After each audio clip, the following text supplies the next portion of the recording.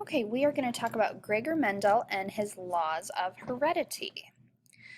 Be aware, guys, this is a PowerPoint or a lecture that has a lot of vocabulary. So what I would suggest you doing is not only writing down and making sure you know all the words, but maybe starting some flashcards and starting to practice them, especially over the weekend, so that you're ready to do a lab that we're going to be doing on Monday.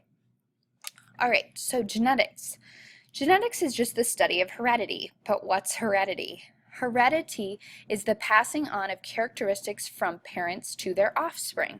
Offspring are just kids, okay, so from parents to their children. These characteristics are often called traits. So from now on, when we talk about the characteristics that are passed on from a parent to their children or to their offspring, I'm going to call them traits. So be aware of that. So genetics is the study of passing on characteristics from parents to offsprings. And when we say characteristics, we mean traits. Okay, so this is the guy who discovered it. He was a bigwig. He was a monk, okay, who discovered important facts about heredity using garden peas, things you probably have in your garden in the summer. They're very easy to work with, and they reproduce really fast, so they were easy to get good results with. So garden peas produce both male and female sex cells. Remember, I said that both plants and animals have both male and female sex cells. And these sex cells, this is another word for you, are called gametes. So a sperm is a gamete, an egg is a gamete. Okay, those are all sex cells, okay, cells that are involved with reproduction, and they are called gametes. Fertilization occurs when the male and female reproductive cells join together to form this thing called a zygote. Okay, a zygote is just the combination of the male and female genetic material, okay, and that zygote is going to become a part of the seed that you would plant. So if you have a bunch of seeds and you plant them before you make a garden, those are zygotes. They have zygotes in them.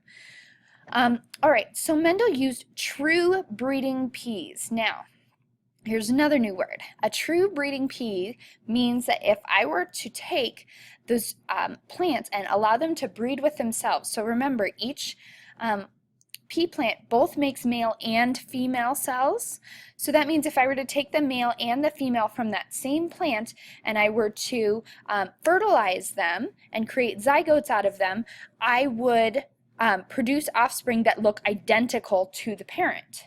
Okay, so in other words, if I were to just take a single pea plant, okay, and I were to take the pollen from that pea plant, remember that's the male sex cell, and then I were to take the ovum, that's the female sex cell, and I were to fertilize them from that same plant, I would get offspring that look identical to the parent. And that is only true in true breeding peas, okay, true breeding peas.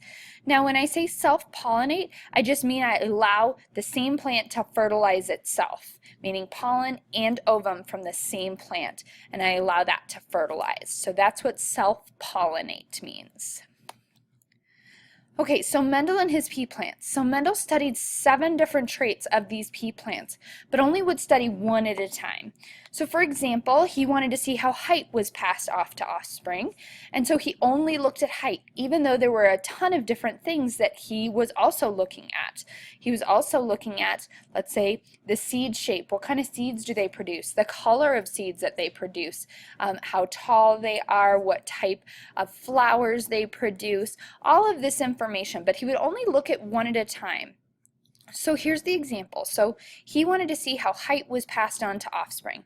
So Mendel took pollen, remember that's the male sex cell in a pea plant, from a true breeding, remember that's somebody who would produce offspring identical to themselves, okay, a true breeding tall pea plant, remember, would only produce tall pea plants if it pollinated itself. And cross-pollinated, so here's a new word. When you self-pollinate, you take the the ovum and the pollen from the same plant and you fertilize it. When you cross-pollinate it, you look at 2 different plants and you take the pollen from one plant and the ovum from a different plant and you pollinate them and fertilize them to create new seeds. So they would Mendel took pollen from a true breeding tall pea plant and cross-pollinated it, okay, with a different true breeding pea plant, a short one. So took a tall true breeding pea plant and took its pollen and then took it over to this short true breeding pea plant, and it took the ovum and it fertilized them and then produced seeds. Okay, so now he wanted to see what did the offspring of the short true breeding pea plant and the tall true breeding pea plant look like.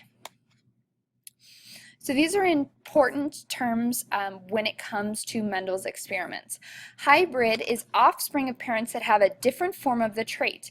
So for example, if a tall breeding pea plant and a short breeding pea plant were to produce a trait that was completely different from either of those, that would be called a hybrid.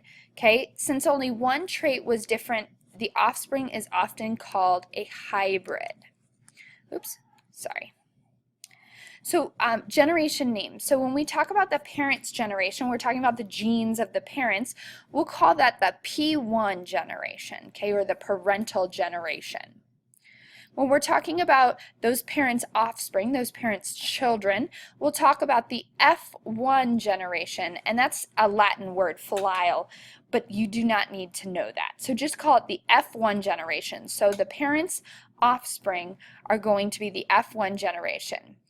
Now when we take those offspring and we have them have offspring, okay, that's the F2 generation. So for example, you have your parents, okay, your parents have you. You are the offspring. So your parents are the P1 generation. You are the F1 generation. And when you get much, much older and have kids, your offspring would be the F2 generation because you are the offspring of the offspring.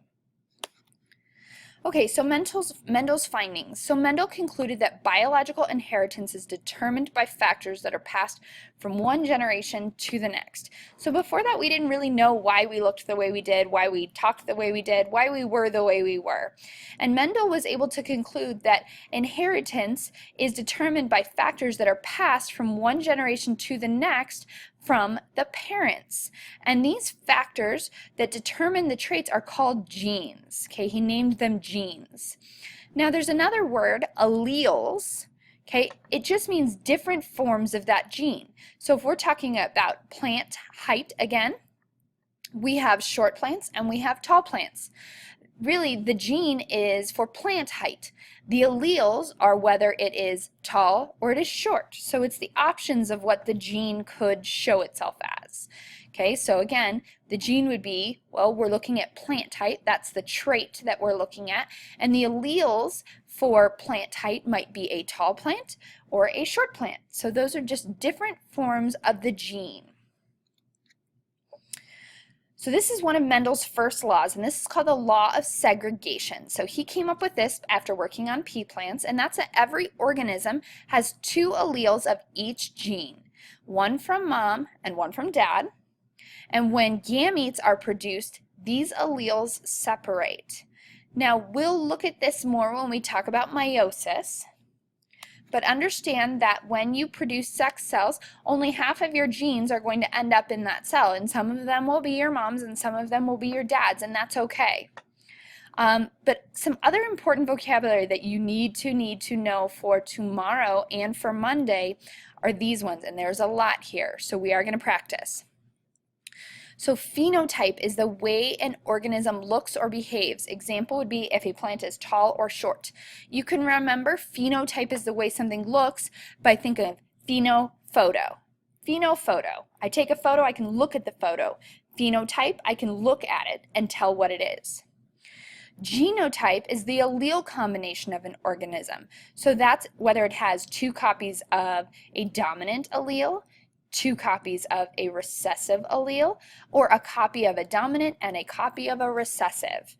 Okay, so that would be the genotype. Now I can't look at an organism and be like, you have two dominant alleles. But what I can say is you are tall or you are short.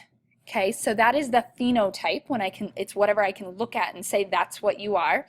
And the genotype is hidden in your genes. Genotype for genes.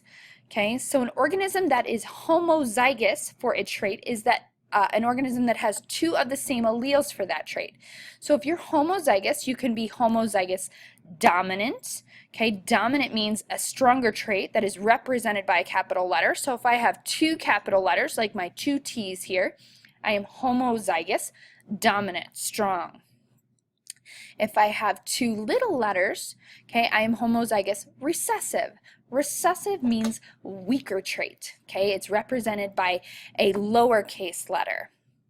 An organism that is heterozygous for a trait, if its two alleles for the trait are different. So hetero, the prefix means different. So if we have two different forms of or two different alleles, then you would look at it as heterozygous. So a big T and a little t, okay, would be heterozygous because there are two different forms of alleles. So his second law he came up with is called the law of independent assortment. And the law of independent assortment just means that genes for different traits are inherited independently of each other. Meaning just because you're tall doesn't mean you're going to have blue eyes, and just because you have blue eyes doesn't mean you're going to have blonde hair. Meaning every single bit of genes that is in your body is inherited separately of each other. When we talk more about crossing our traits, this is a dihybrid cross. You can see both of these laws, both the laws of segregation and laws of independent assortment together. Okay, so some practice just to show you. So we're going to look at phenotype versus genotype first. So determine whether the following things are a phenotype or a genotype. So if I look at a seed and I say, oh, that's a round seed, I can look at it, so it's like a photo, so it's a phenotype. It describes the appearance. If I look at this, big G, little g, well, I can't tell you what that looks like, so that is a genotype. It describes the alleles. Wrinkled, that's what it looks like, so photophenotype describes appearance. Two little w's, genotype, describes the alleles. Two big T's, genotype, describes the alleles. Short, phenotype, describes the appearance.